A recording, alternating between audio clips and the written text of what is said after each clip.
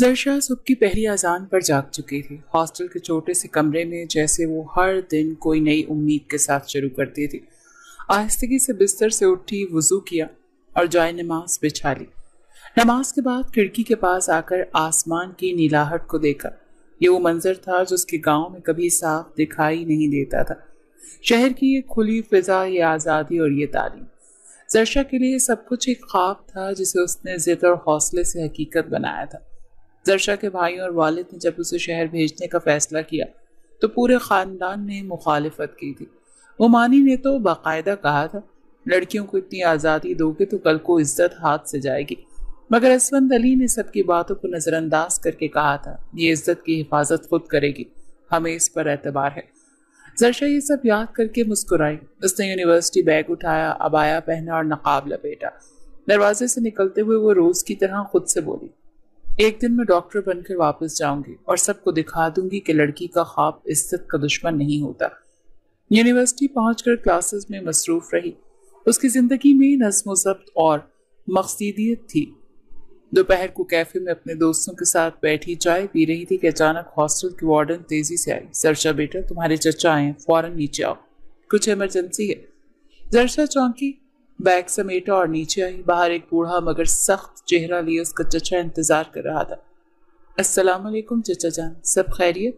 چچا کی نظریں ہری آنکھوں کے پیچھے چھپی بے چینی سے بھری تھی۔ سلام بیٹا، گاڑی میں بیٹھو، سب خیر نہیں ہے؟ زرشا پریشان ہوئی، کیا ہوا؟ ابو ٹھیک ہے؟ امی، بھائی؟ گاڑی میں بیٹھو، سب بتاؤں گا، بس دعا کرو اللہ سب بہتر کرے۔ زرشا خاموشی سے گاڑی میں بیٹھ گئی۔ سفر خاموشی سے گزرا۔ جب وہ حویلی پہنچی تو گھر کا ماحول غیر معمولی حد تک خاموش تھا۔ مردوں کے چہرے تناؤ سے بھرے تھے، عورتیں سرگوشیاں کر رہی تھیں۔ زرشا نے جلدی سے چادر درست کی اور اندر داخل ہوئی۔ امی، کیا ہوا؟ سب ٹھیک ہے نا؟ اس کی ماں نے اسے گلے لگا لیا۔ آنکھیں سرخ تھی۔ شاریز نے کسی کو مار دیا ہے۔ زرشا کا دل جیسے دھڑکنا بھول گیا۔ کسے؟ کیوں؟ اسفند علی نے دروازے کے پاس کھڑے ہو کر کہا، حسن ملک کے بیٹے سبحان کو زمین کے جھگڑے پر جھگڑا ہوا جس پر شائز نے حملہ کر دیا اور سبحان مر گیا۔ زرشا کے پاؤں سے زمین نکل گئی اور شاریز فرار ہو گیا۔ زرشا کی زبان بند ہو گئی۔ آنکھوں سے آنسو نہیں نکلے، صرف خالی پن محسوس ہوا۔ وہ کرسی پر بیٹھ گئی جیسے کسی نے اس کے اندر سے جان ہی کھینچ لی ہو۔ اس کے دوسرے بھائی بھی گھر سے غائب تھے۔ جان کا خطرہ تھا۔ حسن ملک کا خاندان بہت طاقتور تھا اور سبحان ان کا اکلوتا بیٹا۔ خون کا بدلہ، گاؤں کی روایات، سب کچھ ایک طوفان کی طرح زرشا کے وجود پر گر رہا تھا۔ اچانک کمرے میں شور ہوا۔ گاؤں کے کچھ معتبر افراد پنچایت کے لیے آ گئے تھے۔ زرشا کے باپ کو بلایا گیا۔ وہ سب باہر نکلے۔ زرشا دروازے کے پیچھے کھڑی ہو کر سننے لگی۔ اسفند علی، تمہارا بیٹا میرے بیٹے کا قاتل ہے، ہم عدالت نہیں جائیں گے، ہمارا قانون ہمارا ہے۔ اسفند علی نے کہا، میں سب نقصان پورا کرنے کو تیار، زمین لے لو، پیسے لے لو۔ حسن ملک کی آواز سخت ہوئی، خون کا بدلہ خون ہے یا پھر خون بہا، میں تیری بیٹی مانگتا ہوں۔ زرشا کی سانس رک گئی۔ دروازے کے پیچھے کھڑی وہ جیسے پتھر ہو گئی۔ زرشا، امی کی آواز اسے سنبھالنے آئی، لیکن اب وہ صرف خاموش تھی۔ شام گہری ہو گئی تھی اور حویلی کے صحن میں ہر شخص کی نظریں زرشا پر تھیں۔ پردے میں لپٹی وہ جیسے اپنی ذات کی آخری چادر میں بھی ننگی کھڑی تھی۔ اسے کسی نے کچھ نہیں بتایا تھا مگر وہ سب سمجھ گئی تھی۔ رات کو کمرے میں اسفند علی نے آ کر سر جھکا لیا، بیٹا میں مجبور ہوں، اگر تو انکار کرے گی تو شاعری زندہ نہیں بچے گا۔ زرشا نے کوئی جواب نہیں دیا، آنکھیں بند کر لیں جیسے ہر خواب خود سے دور کرتی جا رہی۔ نکاح نامہ اس کے سامنے رکھا گیا، قلم ہاتھ میں تھمایا گیا۔ اس نے آہستگی سے دستخط کر دیے۔ کسی نے تالیاں نہیں بجائیں، کسی نے دعائیں نہیں دی، بس خاموشی تھی۔ ایک گونگی اذان جس میں زرشا اپنی زندگی کی نماز پڑھ کر دفن ہو چکی تھی۔ وہ اب ارمان حسن کی بیوی تھی مگر اپنے لیے وہ صرف ایک قربانی تھی، خاموش، مجبور اور تنہا۔ زرشا کے نکاح نامے پر دستخط کرنے کے بعد حویلی کے صحن میں گہری خاموشی تھی۔ نکاح خان نے کلمہ پڑھایا، جواب آیا، گواہوں نے دستخط کیے، سب کچھ جیسے ایک رسم تھی۔ بغیر کسی دل کے زرشا کے لیے وہ دستخط صرف ایک تحریر نہیں تھے، وہ اس کی زندگی کی تمام رنگوں پر ایک سیاہ لکیر تھی۔ निकाह के बाद उसे हवेली के कमरे में ले जाया गया, जहाँ ना कोई सहेली, ना माँ, ना दुआ, सिर्फ एक पुरानी सी पलंग, एक लोहे की संदूकची और बंद दरवाजा, बाहर औरतों की सरगोशियां। बनी है ना, यही होना था। जरशा ने चादर से चेहरा छुपा लिया। दिन बीत गया, शाम हुई, रात की तारीकी कमरे पर छा गई। किसी ने आकर न खाने का पूछा न पानी का। सुबह एक पुरानी मुलाजमा कमरे में दाखिल हुई। हाथ में चाय का कप और पुराना सा शलवार कमीज का एक जोड़ा था। बीबी जी, ये पहन लीजिए, अरमान साहब की अम्मा ने दिया है, आपको बड़े सहन में जाना है। दर्शा ने बिना कुछ पूछे कपड़े लिए और खामोशी से तैयार हो गई। नकाब लपेटा, अबाया पहना और बाहर निकल गई।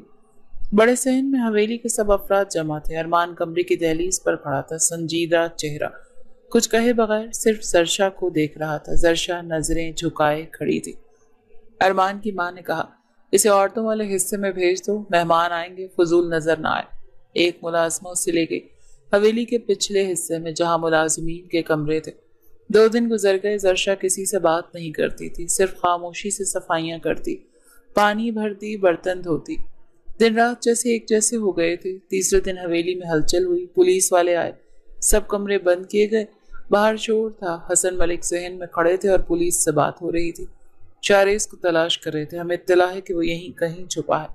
असफंद अली घबरा कर बोला, हमने तो रिश्ता देकर मामला खत्म कर दिया। हसन मलिक ने सख्त लहजे में कहा, रिश्ता देकर कानून नहीं बदला जा सकता। जब तक शारिस गिरफ्तार नहीं होता, ये बोझ तुम पर रहेगा। जरशा खिड़की के पीछे से सब सुन रहे थे। उसके अंदर एक अजीब सा खौफ बैठ गया था। जिस मकसद के लिए उसे वनी किया गया था, वो अभी भी पूरा नहीं हुआ था। भाई की जान वो अब भी खतरे में ही थी। अगले दिन उसे जनान खाने बुलाया गया।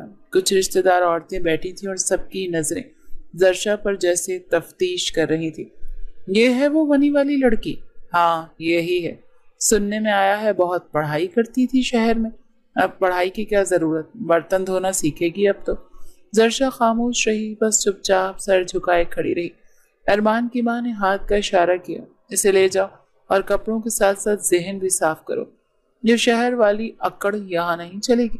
जरशा को औरतों के साथ काम में लगा दिया गया। वो किचन में प्याज काट रही थी जब एक और मुलाजमा ने पूछा, क्या तुमने अरमान साहब को देखा है? जरशा ने मुख्तसर जवाब दिया, नहीं, वो कल रात देर से आए थे। सुना है शहर से वापस आया है, बहुत गुस्से वाला है, किसी को भी खातिर में नहीं लाता। जरशा ने कोई रद्द-ए-अमल नहीं दिया, जैसे उसकी जात अब किसी चीज पर असर अंदाज नहीं हो सकती थी। दोपहर के वक्त हसन मलिक ने असफंद अली को बुलाया। तुमने वादा किया था, रिश्ता दे दिया, लेकिन शारेस कहाँ है? हमें पता नहीं, वो खुद गायब हो गया है। अगर वो 3 दिन में ना मिला तो ये लड़की भी मेरे घर की नहीं रहेगी। असफंद अली खामोश हो गया, जैसे जबान से कुछ कहना गुनाह हो। शाम को जरशा के लिए एक नोट्स आया। अरमान ने कमरे में बुलाया। वो जब अंदर दाखिल हुई, अरमान कमरे की खिड़की के पास खड़ा था। नकाब हटाओ। जरशा ने नजरें झुकाए रखी। नहीं, मैं पर्दा करती हूँ। अरमान की आवाज में तंज था। आप पर्दा किससे? मैं तो तुम्हारा शौहर हूँ। या ये निकाह भी बस लिखा हुआ एक मुआहदा है तुम्हारे लिए? जरशा ने आहिस्ता से कहा, मैं निकाह को मानती हूँ, मगर इज्जत से। अरमान कुछ लम्हे खामोश रहा, फिर सख्ती से बोला, यहाँ इज्जत के मायने बदल चुके हैं। तुम यहाँ एक कीमत हो, याद रखना। जरशा ने कुछ नहीं कहा, खामोशी से पलट गई। जरशा अपने कमरे में गई और पुराने से बिस्तर पर लेट गई। आंखों में नींद नहीं थी, सिर्फ एक सवाल गर्दिश कर रहा था, क्या ये कुर्बानी वाकई किसी की जान बचा सकती है, या बस एक खामोश अजियत का नाम है जो जिंदगी भर भुगतना है? जरशा की जिंदगी एक मुकम्मल तौर पर हवेली के दूसरे कोने में सिमट चुकी थी। वो हिस्सा जो मुलाजमों के लिए मखसूस था, वही अब उसकी रिहाइश का था। अरमान के रवैये में सर्द मोहरी नुमायां होती जा रही थी। वो न जरशा से बात करता था और न उसे घर के फर्द के तौर पर तस्लीम करता था। एक दिन हवेली के छोटे बागीचे में जरशा झाड़ू लगा रही थी कि अरमान की माँ ने उसे बुलाया। यहाँ क्यों काम कर रही हो? सफाई हो रही थी अम्मा जी। ये तुम्हारा काम नहीं, तुम सिर्फ बर्तन और झाड़ू तक महदूद हो। याद रखना, तुम यहाँ बहू नहीं हो। जरशा ने चुपचाप झाड़ू वापस रखा और अंदर चली गई। किचन में वो दिन रात मुशक्कत में लगी रहती। कभी आटा गूंदती, कभी सालन बनाती, कभी कोठे से सब्जियां उतारती। अक्सर हवेली की लड़कियां उससे सवाल करती, क्या वाकई तुम शहर में एक यूनिवर्सिटी जाती थी? जरशा सिर्फ इतना कहती, हाँ जाती थी। फिर यहाँ क्या कर रही हो? वो मुस्कुरा कर कहती, यही नसीब में था शायद।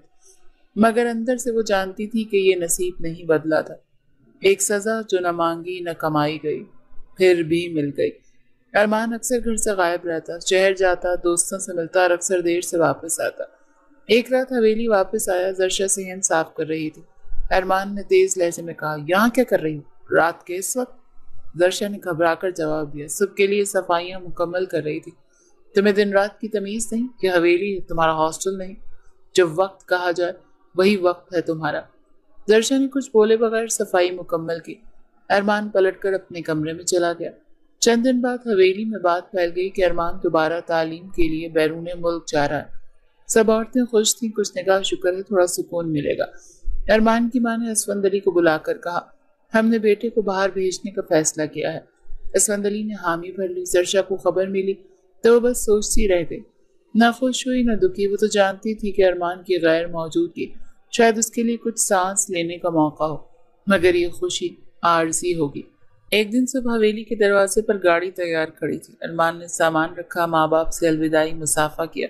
زرشا کو تو دیکھا بھی نہیں اور گاڑی روانہ ہو گئی۔ چند دن تک گھر میں غیر محسوس سکون چھا گیا۔ زرشا اب قدرے آزادی سے سانس لے سکتی تھی، مگر ذمہ داریاں ویسی ہی تھیں۔ اب وہ باورچی خانے کے علاوہ دھلائی، صفائی اور چھوٹے بچوں کی دیکھ بھال میں بھی لگ گئی۔ ایک روز حویلی کے کونے میں پرانے صندوق سے کپڑے نکال رہی تھی تو ایک نوجوان ملازم آئے۔ تمہیں کبھی ارمان صاحب کی یاد نہیں آتی؟ زرشا نے مختصر جواب دیا، نہیں، وہ تو باہر چلے گئے، اب شاید سالوں واپس نہ آئے۔ زرشا نے سر جھکا لیا، دل میں خاموش دعا کی، اگر وہ واقعی اتنی دور چلے جائیں کہ میرا سایہ بھی ان پر نہ پڑے تو شاید ہم دونوں ہی آزاد ہو جائیں۔ حویلی میں 3 سال بعد ارمان کے واپس آنے کی خبر جیسی خبر نہ ہو، ہنگامہ ہو۔ صفائیاں تیز ہو گئیں، نئی پردے بدلے جا رہے تھے، مہمان خانے کے قالین جھاڑے جا رہے تھے، ہر ملازمہ دوڑ دھوپ میں لگی تھی۔ بڑے لان میں نئے پھولوں کے گملے رکھوائے گئے۔ سب کو ہدایات دی گئی تھی کہ ارمان کی آمد پر کسی قسم کی لاپرواہی برداشت نہیں کی جائے گی۔ زرشا نے بھی اپنا معمول بدل لیا تھا، وہ اب باورچی خانے سے نکل کر کمروں کی صفائی کے کام میں لگ گئی تھی۔ جس روز ارمان کا طیارہ لینڈ ہوا اس روز اس کے کمرے کی ترتیب میں مصروف تھی۔ سائڈ ٹیبل پر نئی چادر بچھائی، الماری کے ہینگر سیدھے کیے اور بیڈ کے نیچے جھاڑو دے رہی تھی جب دروازہ آہستگی سے کھلا۔ ارمان نے قدم رکھا، ہاتھ میں ٹرالی بیگ تھا، چہرہ تھکا ہوا مگر تاثر پرانا نہیں، وہی سختی، وہی خود اعتمادی۔ زرشا نے نقاب کیے رکھا، کام مکمل کرنے لگی۔ ارمان نے دروازے پر کھڑے ہو کر نظریں گم کر دی جیسے کچھ کھوج رہا ہو، پھر اچانک وہ چونک گیا۔ اس کی نظروں کا مرکز زرشا کا چہرہ تھا جو نقاب کے پیچھے چھپا ہوا تھا، مگر صفائی کرتے ہوئے جیسے ہوا کی ایک ہلکی سی لہر نے نقاب سرکا دیا اور ایک لمحے کے لیے چہرہ نمایاں ہو گیا۔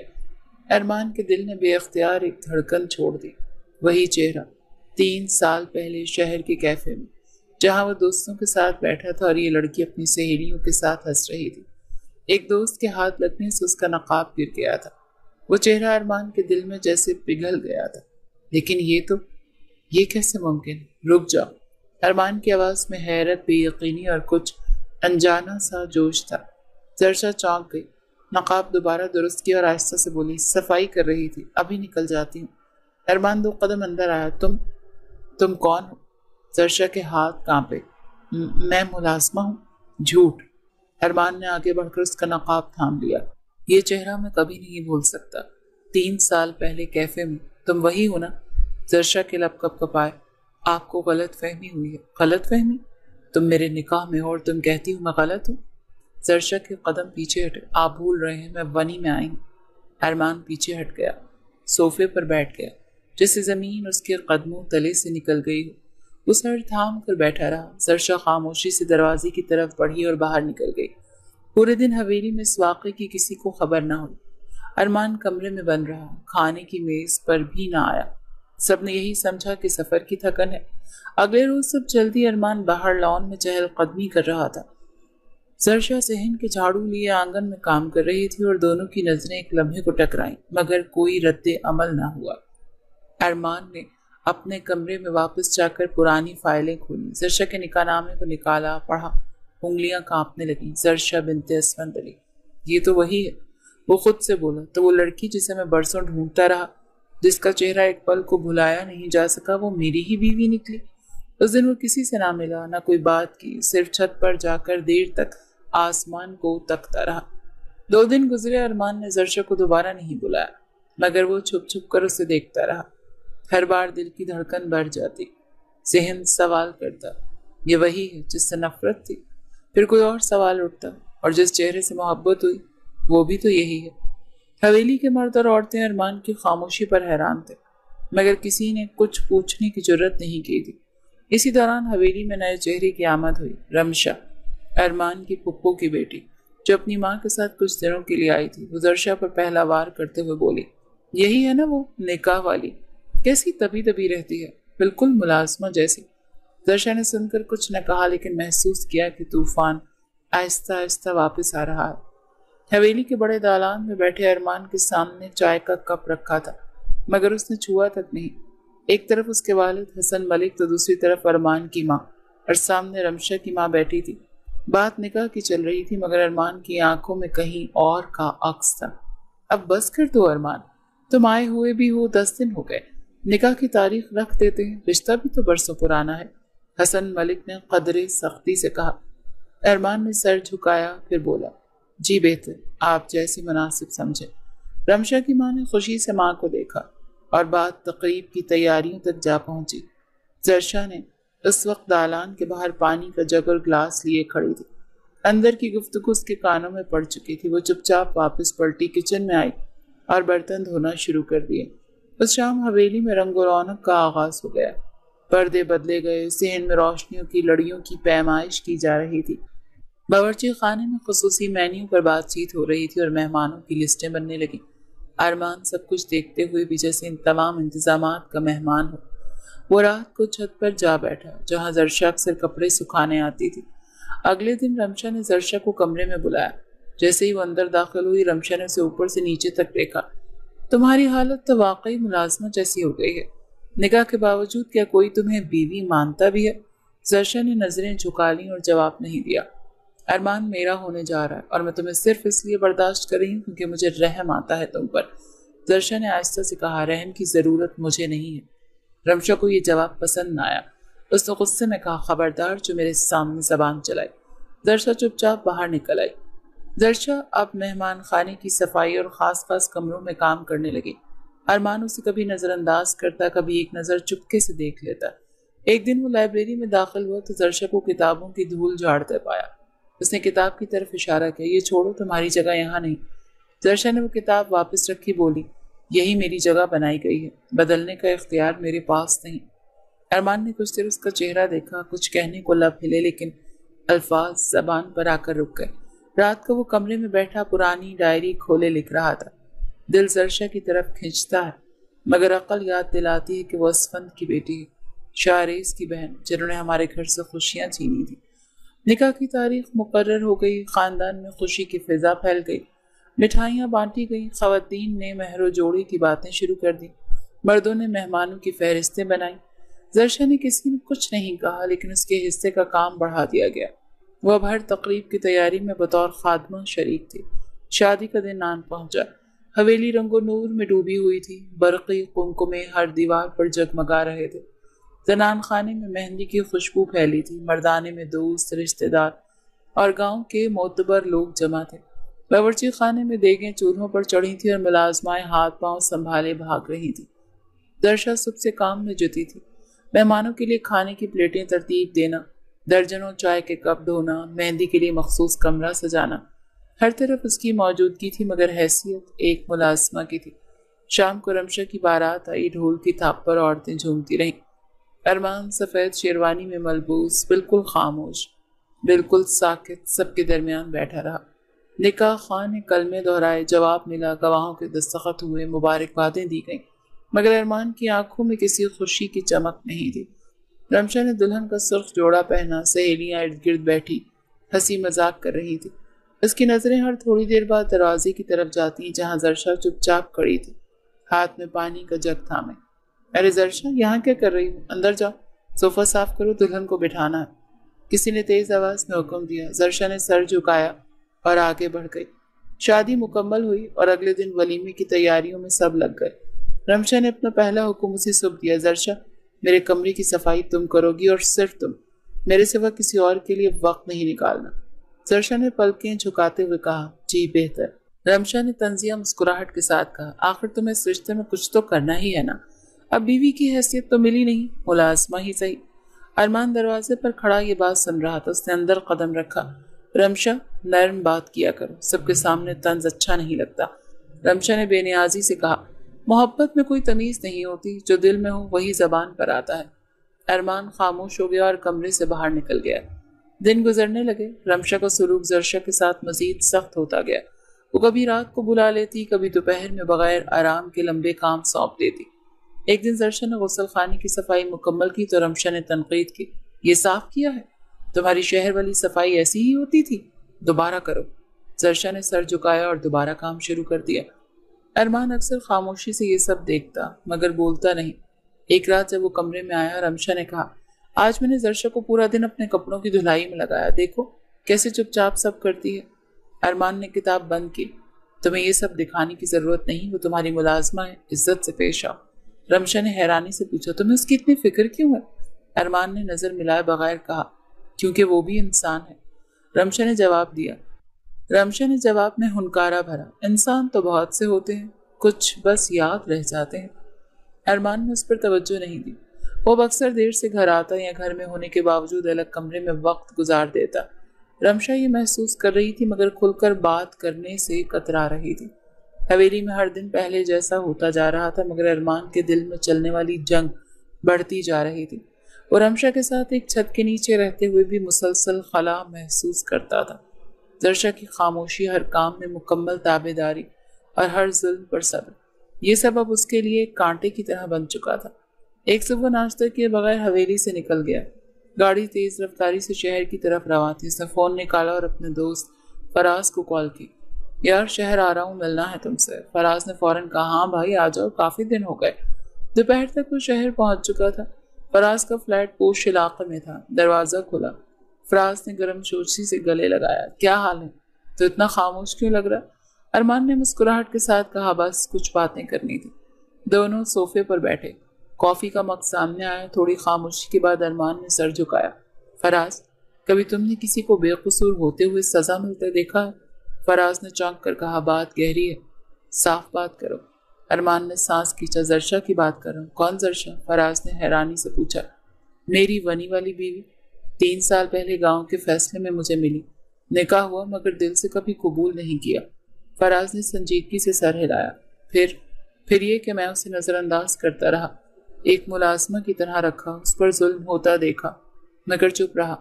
और अब जब मैं जान चुका हूँ कि वो वही लड़की है जिसका चेहरा 3 साल पहले शहर में देखकर दिल रुक गया था, तो दिल चैन नहीं लेने देता। फराज ने कुछ देर सोचा फिर बोला, तुम्हें मालूम है तुम्हारे दिल में क्या है, मगर तुमने अब तक कदम क्यों नहीं उठाया? क्योंकि वो शारेस की बहन है जिसने मेरे भाई को मारा। तुम खुद कहते हो वो बेकसूर है। अगर वो वाकई मजबूर थी तो सजा क्यों भुगत रही है? अरमान खामोश रहा। फराज ने संजीदा लहजे में कहा, ये दुनिया का हिसाब अलग है, खुदा का हिसाब अलग। तुम अगर उसके हकदार हो तो तुमसे उसके हुकूक का सवाल भी होगा। अरमान ने उलझ कर पूछा, तो अब क्या करूं? उसे उसका मकाम दो। अगर उससे मोहब्बत है तो डरो मत, इंसाफ करो, सिर्फ इंसान के सामने नहीं, खुदा के सामने भी।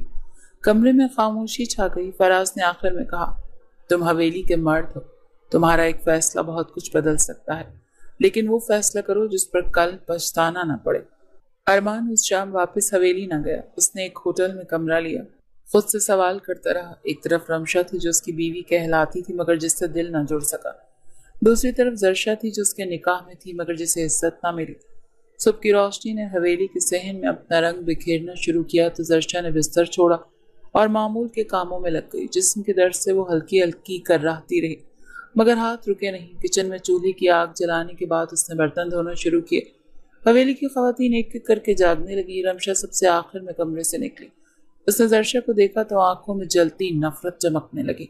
बगैर कुछ कहे किचन में आई। पानी का जग भरने के बहाने जरशा के करीब पहुंची और कांधे पर जोर से हाथ मारा। तुमसे जब भी कोई काम कहा जाता है तुम सुस्ती करती हो।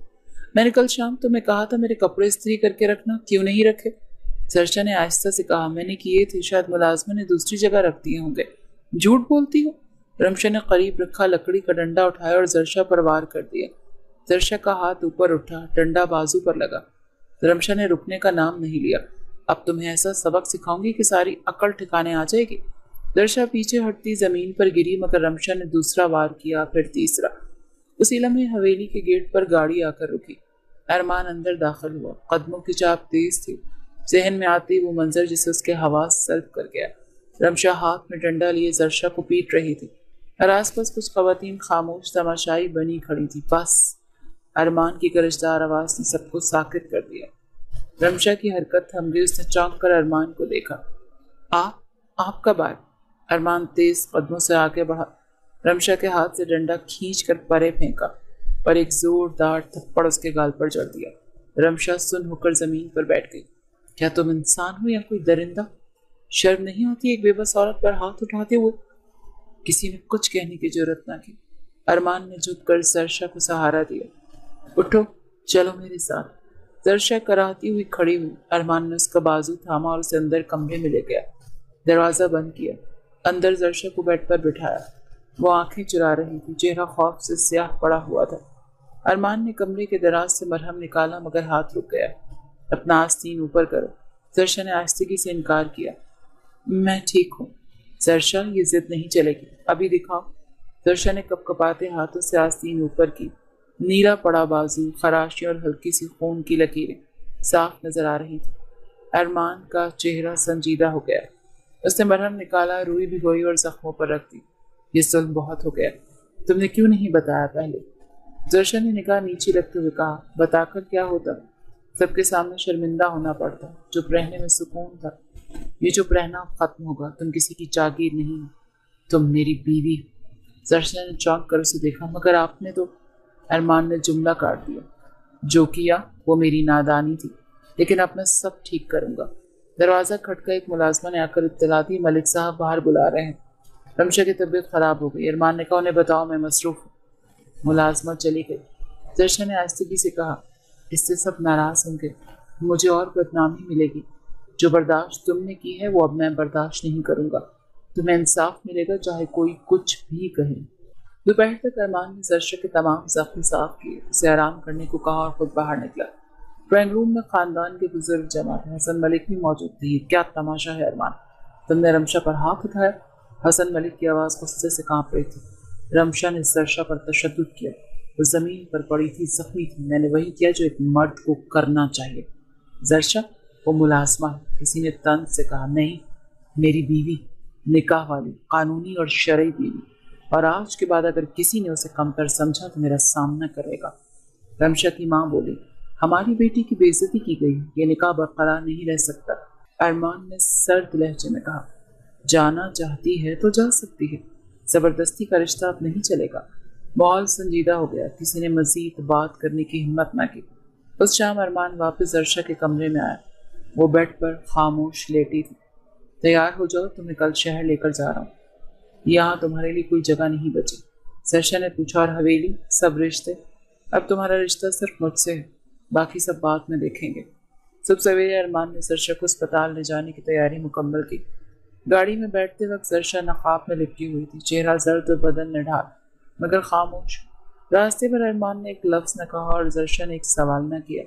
अस्पताल पहुंचकर अरमान ने खुद उसका इंदराज करवाया और डॉक्टर के सामने मुकम्मल तफसील बयान की। उनके जिस्म पर कई पुराने जख्म, कुछ ताज़ा चोटें भी हैं। मुकम्मल चेकअप कीजिए, मुझे रिपोर्ट तफसील से चाहिए। डॉक्टर ने जरशा को दाखिल कर लिया। नर्सें उसे वार्ड में ले गईं। अरमान बाहर बैठकर हर रिपोर्ट का इंतज़ार करता रहा। दिन के अख्ताम तक जरशा की हालत कदरे बेहतर थी। डॉक्टर ने अरमान से कहा, ज़हनी दबाव के आसार भी नुमायां हैं, साथ साथ नफ्सियाती मशवरे की भी ज़रूरत होगी। अरमान ने इस बात में सर हिलाया। जो बेहतर हो कीजिए। जरशा 2 दिन अस्पताल में ज़ेरे इलाज रही। इन 2 दिनों में अरमान ने न सिर्फ माली इंतज़ाम किया, बल्कि हर पल उसके साथ मौजूद रहा, खामोशी से, किसी गिले या शिकवे के बगैर। तीसरे दिन अरमान ने डिस्चार्ज पेपर साइन किए, नर्स से परहेज की हिदायत ली और जरशा को लेकर शहर के फ्लैट की तरफ रवाना हो गया। फ्लैट एक पुरसुकून इलाके में था। दरवाज़ा खोलकर जैसे ही अंदर दाखिल हुए, जरशा ने खुद को एक अलग माहौल में पाया। छोटा मगर साफ सुथरा घर, सादगी से सजा हुआ, बिल्कुल उसके मिजाज जैसा। अरमान ने बैग रखे और उसे बैठने का कहा। یہ تمہارا گھر ہے، یہاں تم کسی کے حکم کی تابع بالکل نہیں ہو۔ زرشا نے نظریں جھکا کر کہا، میں آپ کی ذمہ داری ہوں، آپ نے مجھ پر بہت بڑے احسان کیے ہیں، یہ احسان نہیں تمہارا حق ہے، میں نے یہ بہت دیر سے سمجھا، ارمان نے سنجیدگی سے کہا۔ رات کو دونوں نے خاموشی سے کھانا کھایا، درشا نے دوائی لی اور سونے کی تیاری کی۔ وہ زمین پر بستر لگانے لگی تو ارمان نے روک دیا۔ یہ کیا کر رہی ہو؟ میں نیچے سو جاؤں گی، ارمان نے آہستگی سے کہا۔ نہیں، تم میری بیوی ہو اور آج میں تمہیں وہ مقام دینے جا رہا ہوں جو برسوں سے تمہارا ہے۔ زرشا کی سانس اٹک گئی، نظریں جھک گئی۔ ارمان نے نرم لہجے میں کہا، یہ تعلق صرف جسمانی نہیں ہوتا، اس میں احساس، قبولیت اور عزت شامل ہوتی ہے۔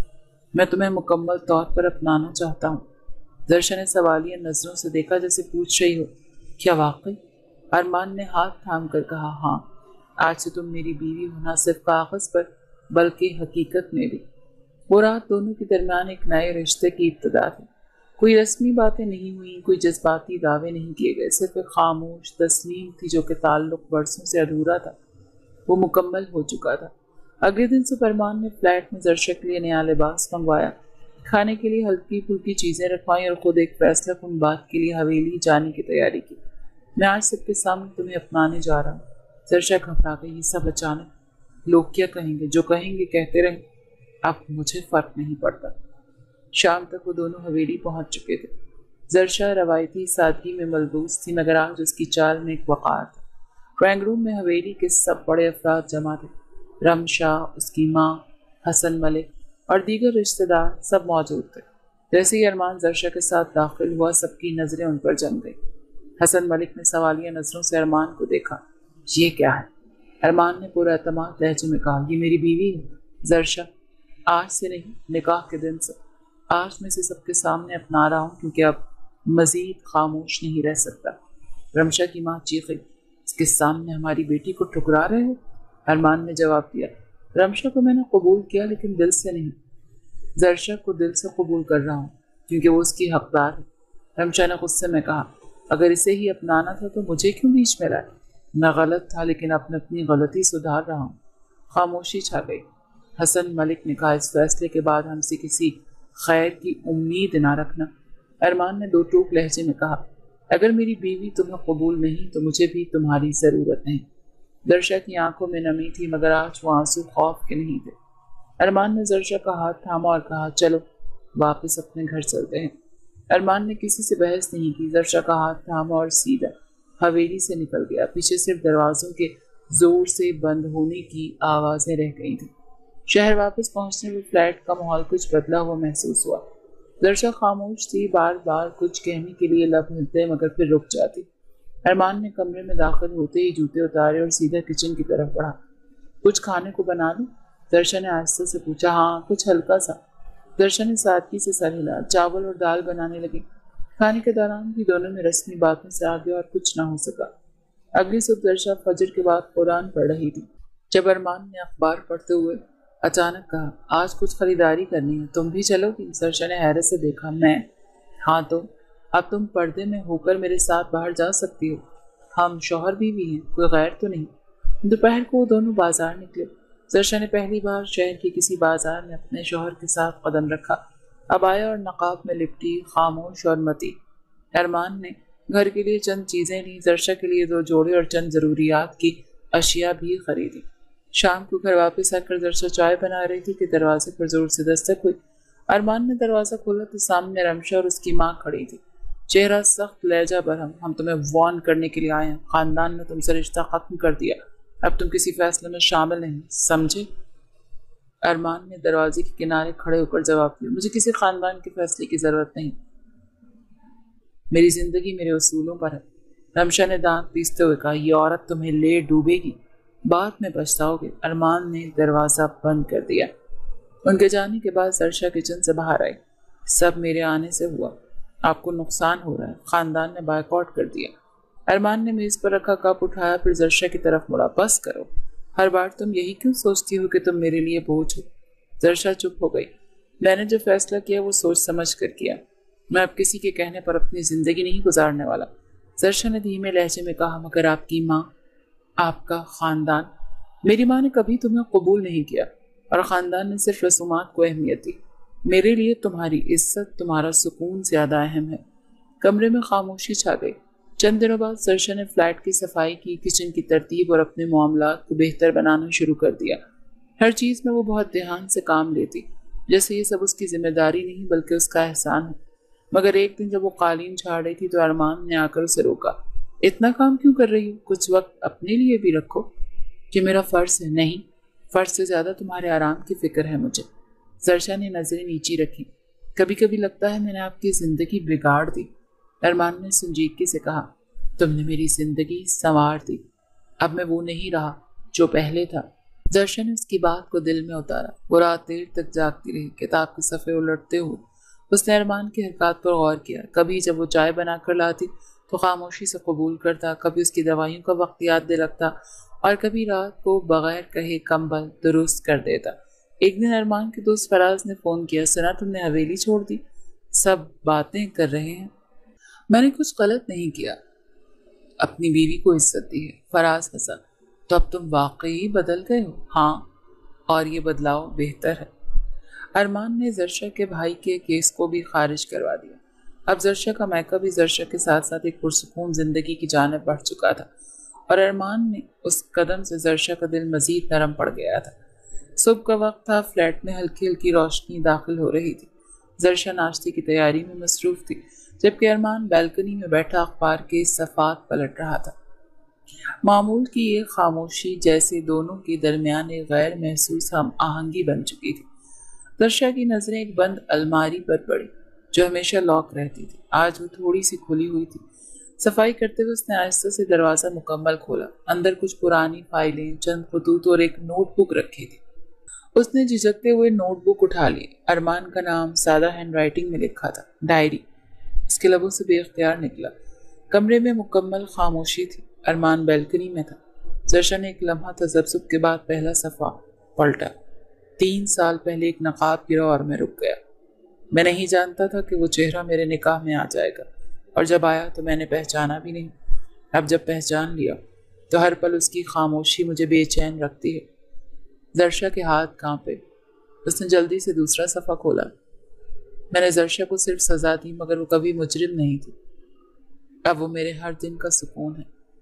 میں لفظوں میں نہیں کہہ سکتا، لیکن میں اس سے محبت کرتا ہوں۔ زرشا نے جلدی سے نوٹ بک بند کی، واپس الماری میں رکھی اور دروازہ بند کر دیا۔ دل کی دھڑکنیں تیز تھی مگر چہرہ مکمل پرسکون۔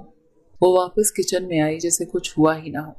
اسی شام جب ارمان نے دسترخوان پر بیٹھ کر کھانے کا پہلا لقمہ لیا تو زرشا نے غیر متوقع طور پر کہا، آج دال میں نمک کم تھا۔ ارمان نے چونک کر اسے دیکھا، پھر ہلکے سے مسکرا کر کہا، نہیں، بالکل ٹھیک ہے۔ آج تم کچھ زیادہ خوش لگ رہی ہو۔ نہیں، ویسے ہی۔ زرشا نے نظریں چرائی۔ رات کو جب وہ بستر پر لیٹی ارمان کتاب پڑھ رہا تھا، زرشا نے آہستہ سے کہا، کبھی کبھی انسان دل کی بات زبان سے نہیں کہتا، لیکن کاغذ پر لکھ دیتا ہے۔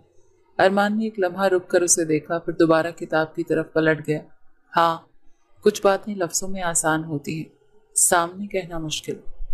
زرشا نے خاموشی سے کمبل اوڑھ لیا، مگر چہرے پر مسکراہٹ پھیل گئی۔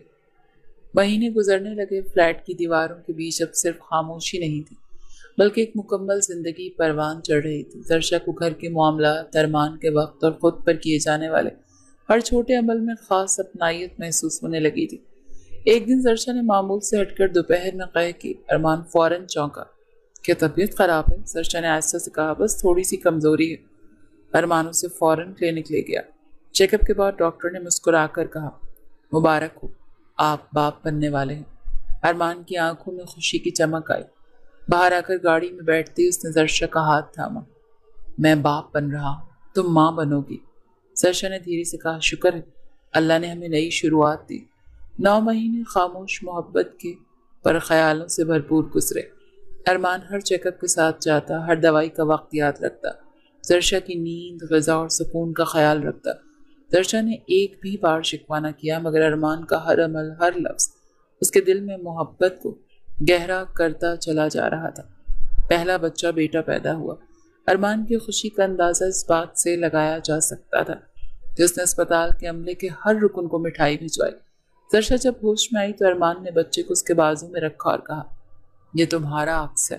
زرشا کی آنکھیں بھیگ گئی مگر اس نے سر ہلاکر صرف اتنا کہا، شکریہ۔ 2 سال بعد دوسرا بچہ بیٹی پیدا ہوئی۔ اس بار ارمان نے خود نام رکھا، عالیہ۔ زندگی اب مکمل سی لگنے لگی تھی۔ 2 بچے، چھوٹا سا گھر اور ایک ایسا رشتہ جو کبھی رسمی اعلان سے نہیں بلکہ خاموشی، قربانی اور اعتبار سے مضبوط ہوا تھا۔ فلیٹ کی کھڑکی سے آتی ہلکی دھوپ میں زرشا کپڑے طے کر رہی تھی جب ارمان کے فون کی گھنٹی بجی۔ اس نے فون اٹھایا اور دوسری طرف سے آنے والی آواز سن کر چہرے کا رنگ بدل گیا۔ ابو کی طبیعت اچانک بہت بگڑ گئی ہے، ڈاکٹر نے فوری طور پر سب کو بلایا ہے۔ ارمان نے فون بند کرتے ہی زرشا کو پکارا، زرشا ہمیں فوراً حویلی جانا ہے، ابو کی حالت ٹھیک نہیں۔ زرشا نے ایک پل کو بچوں کی طرف دیکھا جو ڈرائنگ پر رنگ بھر رہے تھے۔ بچوں کو بھی ساتھ لے جائیں گے؟ ہاں، اب وہ ہم سے الگ نہیں۔ چند گھنٹوں بعد وہ گاڑی میں تھے، راستے میں خاموشی۔ بچوں نے راستے میں کئی سوالات کیے مگر زرشا نے نرمی سے ٹال دیا۔ حویلی کے گیٹ پر پہنچ کر ارمان نے گہری سانس لی اور دروازہ کھولا۔ حویلی کی فضا بدل چکی تھی، کچھ چہرے بدلے ہوئے تھے، کچھ نظریں ویسی ہی سرد۔ اندر داخل ہوتے ہی رمشا کی ماں نے زرشا اور بچوں پر ایک تیز نگاہ ڈالی اور بنا کچھ کہے پلٹ گئی۔ ارمان بچوں کو اپنے والد کے کمرے میں لے گیا۔ حسن ملک بستر پر لیٹے تھے، چہرہ کمزور مگر آنکھیں زندہ۔ انہوں نے ارمان کو دیکھ کر ہاتھ اٹھایا، تو آ گیا بیٹا؟ جی ابو، آپ کی طبیعت سن کر فوراً آ گیا۔ حسن ملک کی نظریں پیچھے زرشا پر پڑی جو دروازے پر کھڑی تھی۔ ساتھ 2 بچے دبکے ہوئے نہ سمجھی نظروں سے سب دیکھ رہے تھے۔ حسن ملک نے ہاتھ بڑھایا کہ بچے میرے قریب لاؤ۔ ارمان نے بیٹے اور بیٹی کو آگے بڑھایا۔ حسن ملک نے دونوں کے سر پر ہاتھ پھیرا اور ہلکا سا مسکرایا، یہ تو بالکل میرے جیسے ہیں۔ زرشا نے قدم پیچھے ہٹایا، وہ جانتی تھی کہ اسے ابھی بھی اس کمرے میں مکمل اجازت نہیں ملی۔ چند دن وہ حویلی میں ہی رہے۔ بچے جلد ہی دادا سے مانوس ہو گئے، کمرے میں کھیلتے، کبھی دادی کے قریب جاتے، کبھی حویلی کے لان میں بھاگتے۔ خاندان کی عورتیں بھی بچوں سے نرم ہو گئیں، خاص طور پر جب انہوں نے عالیہ کو اپنے ہاتھوں سے گڑیا کی شادی کرتے دیکھا۔ مگر زرشا، وہ اب بھی مہمان جیسی تھی۔ کھانے کی میز پر اس کے لیے کوئی جگہ نہیں رکھی جاتی، خواتین کے درمیان بیٹھنے کی اجازت نہیں ملتی۔ وہ خاموشی سے بچوں کو سنبھالتی، ان کے کپڑے دھوتی، دوپہر کو دوائیں دیتی اور شام ہوتے ہی الگ کمرے میں بند ہو جاتی۔ ایک شام جب سب کھانے پر تھے، ارمان نے سب کے سامنے صاف لفظوں میں کہا، اگر میری بیوی کو اب بھی تم لوگ تسلیم نہیں کر سکتے تو مجھے اور بچوں کو یہاں رکنے کا کوئی فائدہ نہیں۔ حویلی میں سناٹا چھا گیا۔ حسن ملک نے چمچ ہاتھ سے رکھ دیا، ارمان، بات کا اندازہ نرمی سے ہونا چاہیے۔ نرمی تب ہو جب برسوں کا رویہ بدلنے کی کوئی کوشش ہو۔ بچوں کو سب نے گود میں اٹھا لیا مگر ان کی ماں کے لیے کوئی جگہ نہیں۔ رمشا نے چپ چاپ پانی کا گلاس اٹھایا، ماں کی طرف دیکھا اور خاموشی سے باہر نکل گئی۔ ارمان نے کرسی سے اٹھتے ہوئے کہا، ہم کل صبح واپس جا رہے ہیں۔ درشا نے اسے روکنے کی کوشش کی، ارمان پلیز، ابو کی طبیعت بہتر ہو رہی ہے، انہیں چھوڑ کر جانا اچھا نہیں لگے گا۔ ارمان نے سخت لہجے میں کہا، نہ تمہیں اس گھر نے بیٹی مانا اور نہ بہو۔ اگر تمہیں یہاں برداشت کیا جا رہا تو صرف اس لیے کہ میں تمہیں لایا ہوں۔ یہ عزت نہیں، مہربانی ہے۔